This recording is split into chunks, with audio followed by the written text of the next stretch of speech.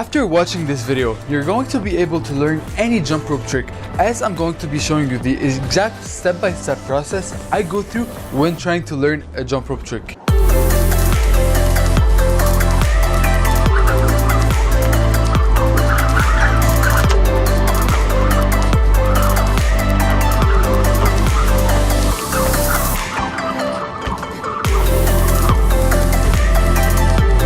Trying to learn tricks can be a very intimidating process. You see a trick getting executed and you can't really wrap your head around what is actually happening, which is why in this video I'm going to show you the step-by-step process I go through to really be able to find a jump rope trick, break it down and understand it and learn it. So first things first, we need to talk about, you cannot run a marathon with Converse. You need running shoes. And the exact same thing applies to jump rope, which is why you're going to need a tricking rope to be able to do jump rope tricks. I mean, yes, you can definitely use any other rope to do tricks, but a tricking rope is made to do tricks. You can run with Converse, but you're going to run better if you were using actual running shoes. The best thing about tricking ropes is that they usually have longer handles.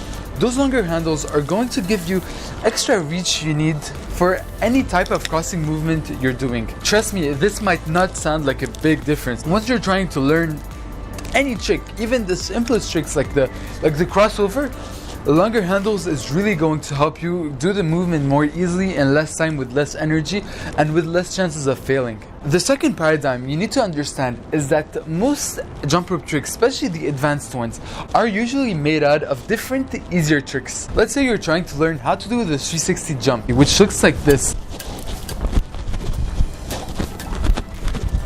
If you break the trick down, you're going to see that it only consists of a side swing, a backward jump, and finally a 180. And once you're able to really see that, you can really start training on each single component and then at the end put them all together. So you can start training on the side swing. You first start with the side swing, then you try to rotate, then you try to work on your backward jump, and then finally on your 180. And once you put all those different aspects together, it makes for the entire trick. And trust me, that's the easiest part.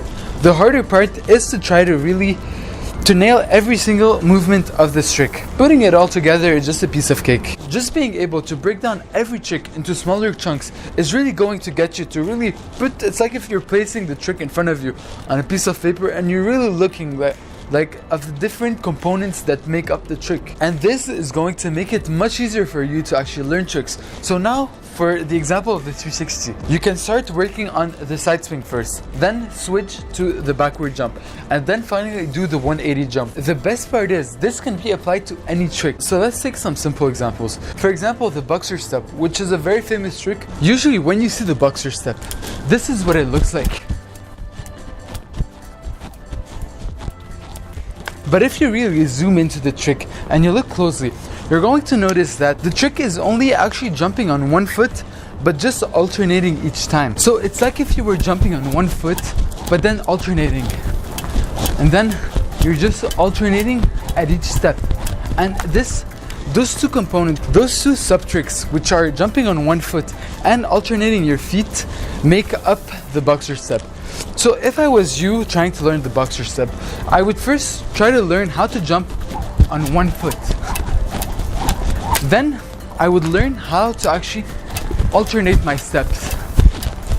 And then when you add those two together, that's what it does. And this really applies to every trick at every level. Like even the more advanced tricks, the hummingbird, you can really break it down into much simpler chunks.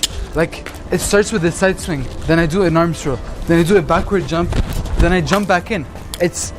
You can really break anything down into smaller, more consumable, and easier to understand chunks. Seriously, once you're able to understand how powerful this method is, being able to sit down, watch a trick, and really understand what makes this trick a bigger one. It's really like a recipe where the final product is the addition of many different ingredients.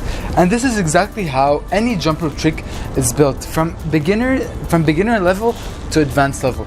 And once you're able to really understand how to look at a trick and break it down into different components, you're seriously invincible. There's no jump rope trick you won't be able to do. And hey, if you find this video helpful, be sure to leave a like behind me. First, to let me know that you like this type of content and would like to see more of it.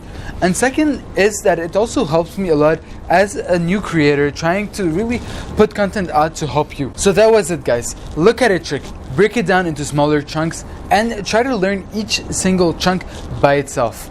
I'll see you next time.